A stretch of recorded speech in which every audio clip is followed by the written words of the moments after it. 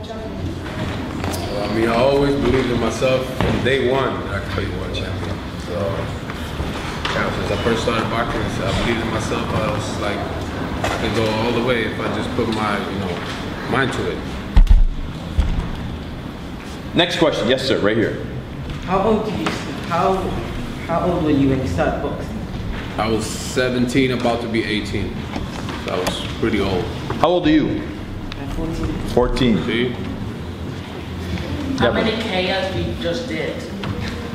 I just did, or how many knockouts do you have? Professional, I think I have 14 or 13 knockouts.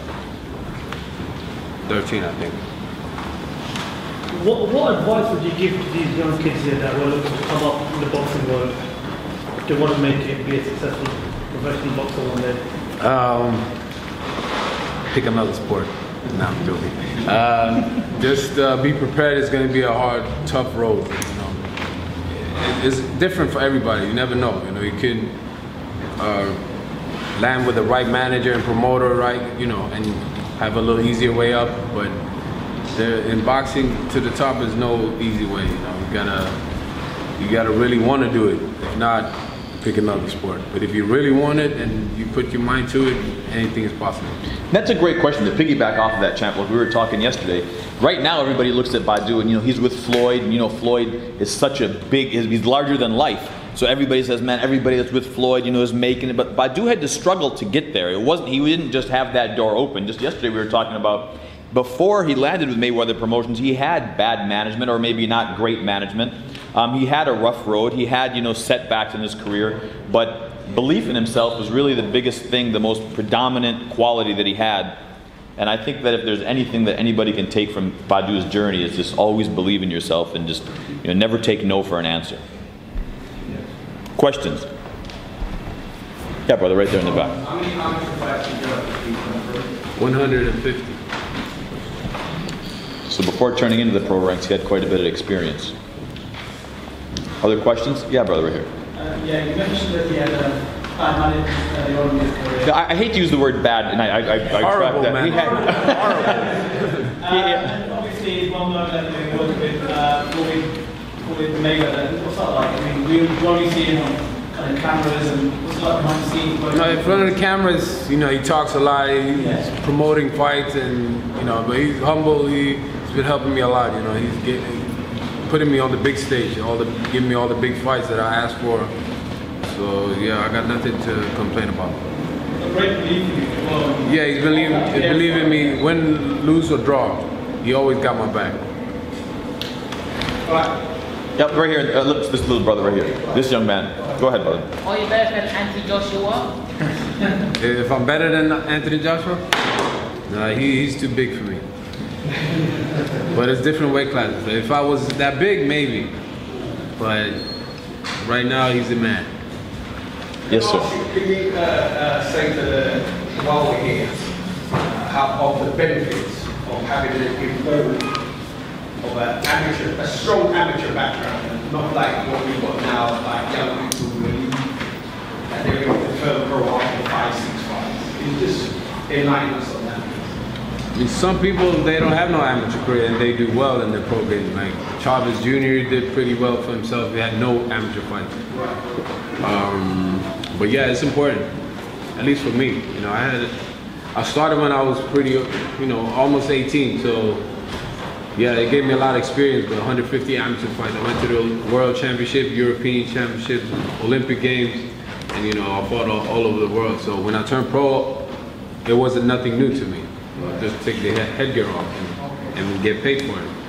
So yeah, I'm glad that I had a great experience. Experience is the key, right? Experience through everything. So you get some wins, you get some losses, you get some draws, you get some setbacks. The amateurs is where it happens. So all you guys, right-handed, southpaw, yeah, everything. Get your experience. Like going to school, landing a good job. You can't do it unless you go to school, right? Do well in school, and you do well in the real world. Correct. You've been in the ring with some great fighters, Adonis Stevenson, Rushin Bouet, George Groves. Technically, who's the best you've been in the ring with? Good question. Technically, I don't know, to be honest. Or who was the toughest you've been in the ring with? which fight do you think maybe? Like the toughest fight I had was probably before I fought those big names. I had one guy, I forgot his name, Colombian dude. It was my first TV fight. I was 10-0. That was a tough fight.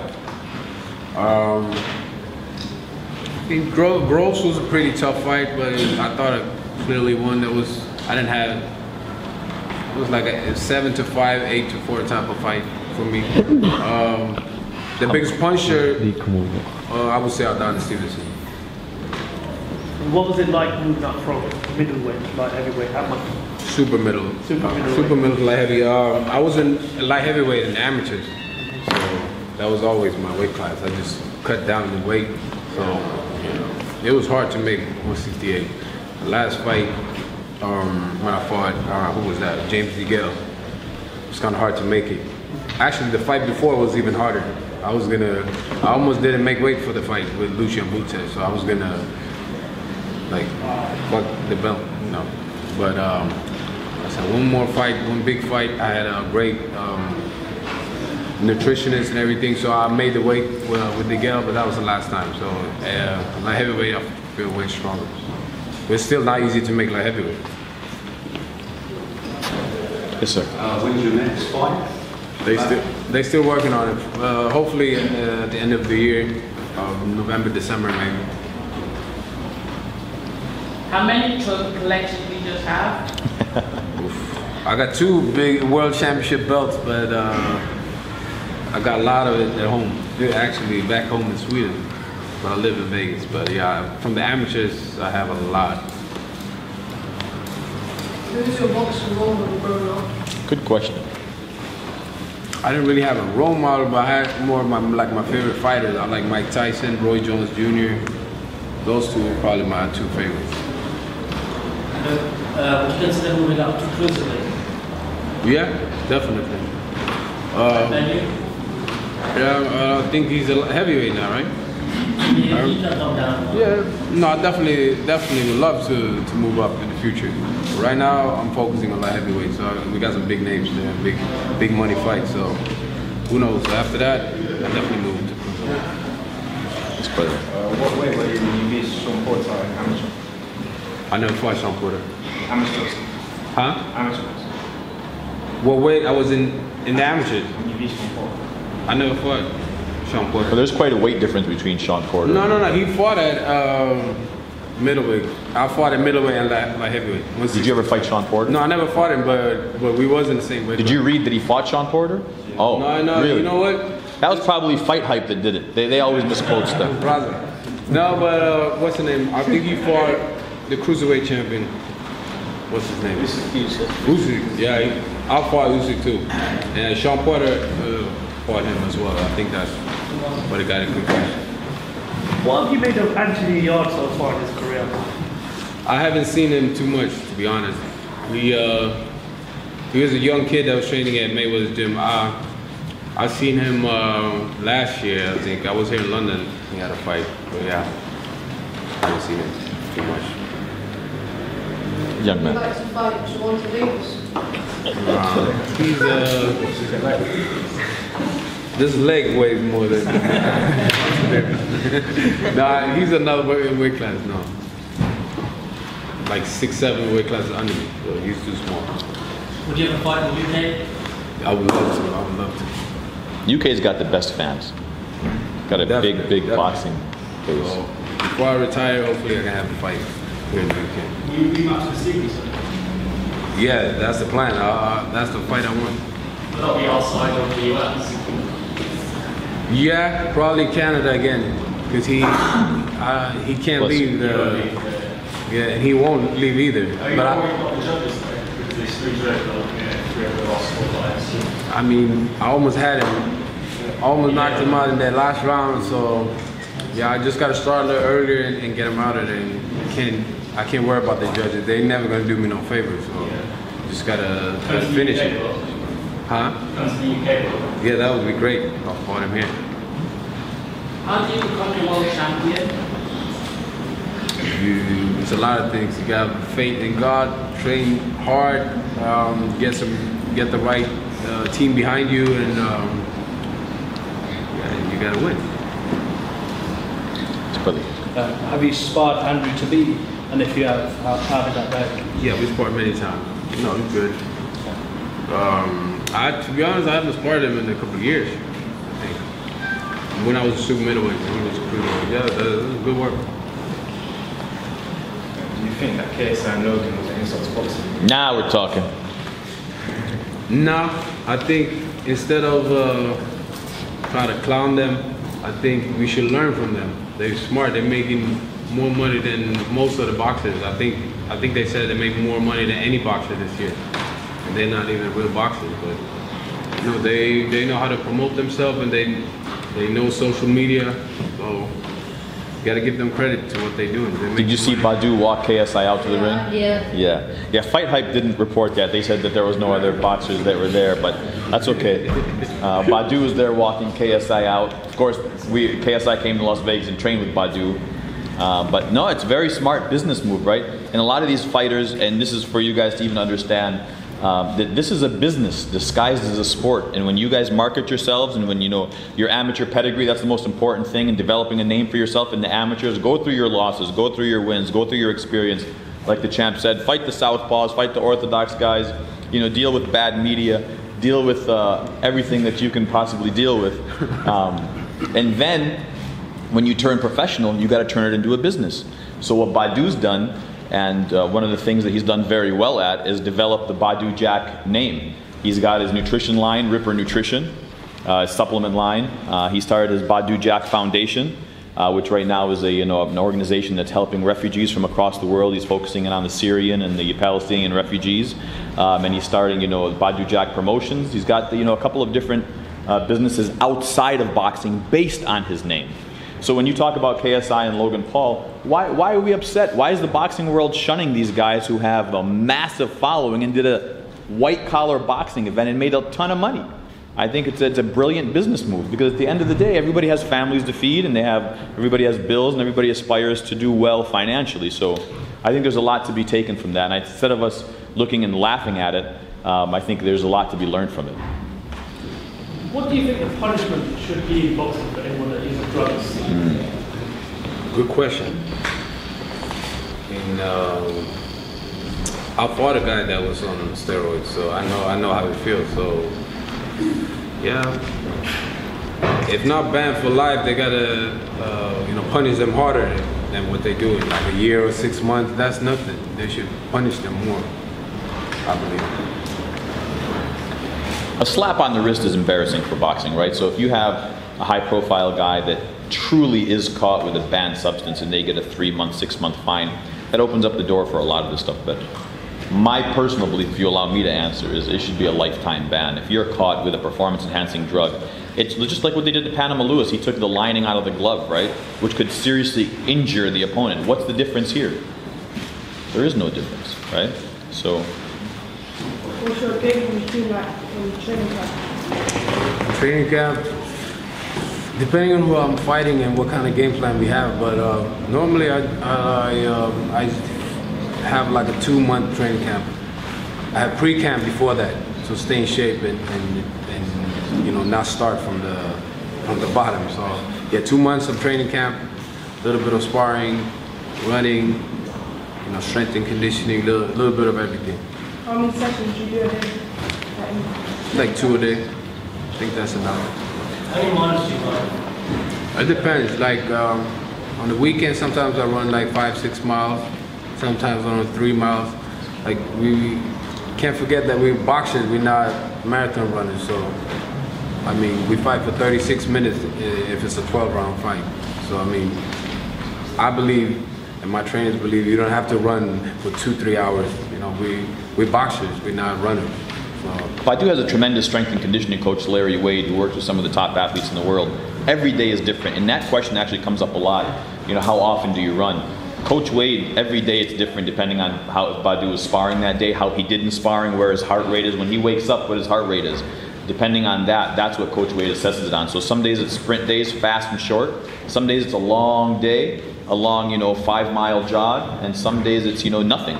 So it really depends on the person and the individual. Swimming too.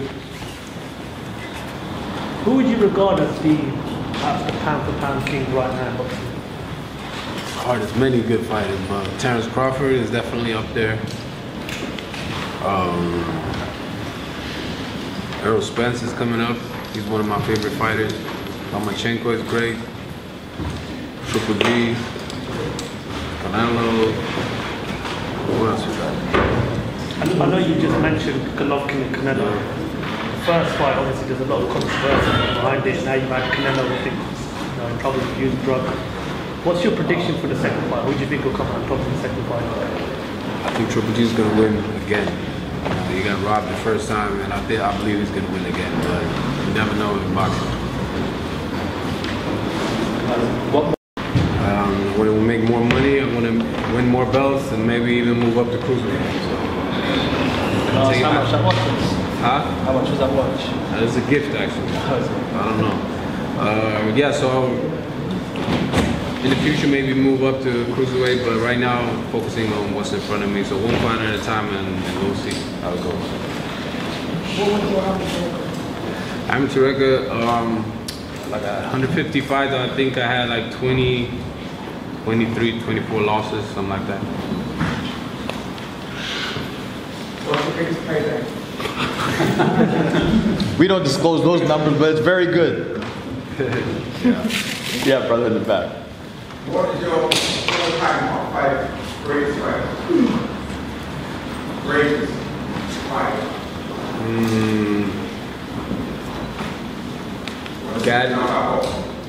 Gotti Ward, that's one of them. Andre Ward. No, Gotti versus Ward. Mickey Ward. That's one of them. Hagler Hearns. Just individual fighters, not fighters. Oh. How'd you mean? Individual fighters, who boxers. Oh, boxers. Okay, I thought you said fights. No fighters. Sugar Ray Robinson. I like Pernell Whitaker. Roy Jones, Mike Tyson, Floyd, Sugar Ray Leonard. So many. The number one Sugar Ray Robinson. I mean, back in those days, I didn't really follow boxing. I wasn't born, you know. But one of my favorites is actually Roy Jones. What is your weight? My weight right now, I don't want to tell you. Yeah, 175. If you could find one fight in history around your weight class, what would it be? Nice. Probably Sugar Ray Robinson. And how do you see that fight going? I mean, winning, of course. Do you think Andre Ward will return to boxing, and is that something that would influence you fighting a great fighter such as Andre Ward? Absolutely, he's one of the greatest. Of course, but I don't think he's gonna come back to. If he comes back, I don't think he comes back to light heavyweight. So you never know, but I like Andre Ward. He's one of the greatest, and I wish him nothing but the best. Was it something with your first course? No. You just gotta suck it up and come back stronger. You win some, you lose some, and if you believe in yourself and you believe you can come back strong, a loss is nothing. Who has a better defense, Pernell Whitaker or Floyd? If you look at them now, Floyd, of course. But yeah, it's close though. Whitaker was great. You should look at him after boxing, then you know who had the best defense. James Stoney had great defense. You know, these moments when he talk and, you know, never know. I know that you never take care of your business side of things. Does he ever get involved with training, with coaching? I know, not undermining your current coach. No, he comes in the gym and give me some good advice in between fights in the locker room and stuff. But during training camp, mostly it's my team, you know, my trainer Lou DeVal. But no, he always come in and support me and give me some advice, but not really focusing on training. Not adopting the shoulder roll anytime? No, I have my own style. That's my advice for young fighters. Have your own style. You don't try to be. You can take a little bit from great fighters, of course, but you know, be original. Have your own style. All right, guys. So what we'll do now is you guys come into the ring if you could, one by one, get some pictures with the champ.